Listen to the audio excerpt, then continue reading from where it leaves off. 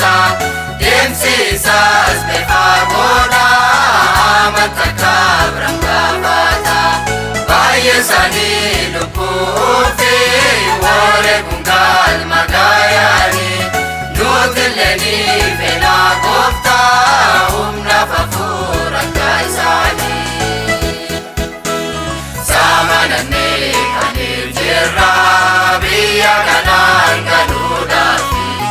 akkuma Iyyaasuu Kaalebii gooftaa sitti abdanneeti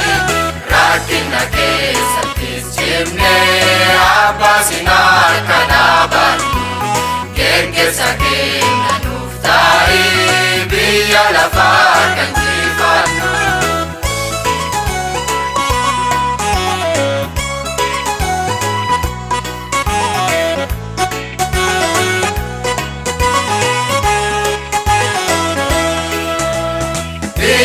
Gammoojjii kuni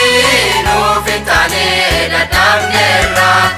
edin bareedu sangaaluuf hundi kennaa hawwineerra jireenya akkanaa kanaan iddoo sangaaluun dandeenyu ija hafuura nuuf baanii gooftaa sin akka arginu saamanannee biyya kanaan galuudhaafi akkuma Iyyaasuu Kaalebii gooftaa sitti abdanneeti rakkina keessattis cimnee abbaa sin harka dhaabannu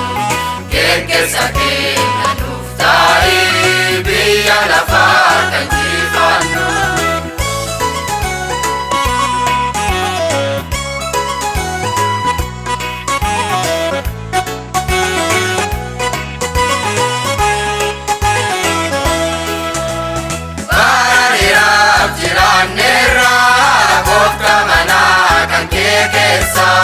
Deemsi kennaas gatii dhaabee onkolataa mul'isa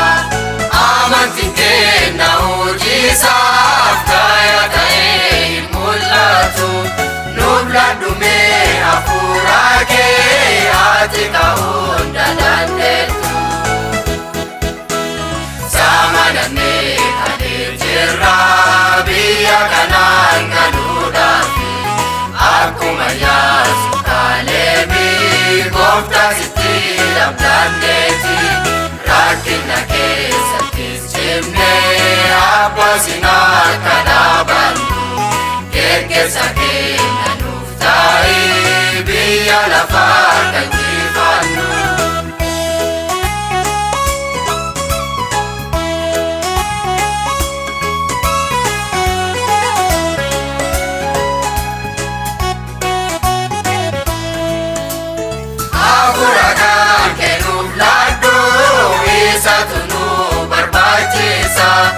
Wangeelallee lallaabuudhaaf isatu nu dandeessisa nuuf kennimee humna kan kee korma takka injifannu badhaasa nuuf qophaa'eesaan akka sirraallee fudhannu saamanannee kan jirra biyya kanaan galuudhaafi akkuma Iyyaasuu Kaalebii gooftaa sitti abdanneeti rakkina keessattis cimnee abbaa sin harka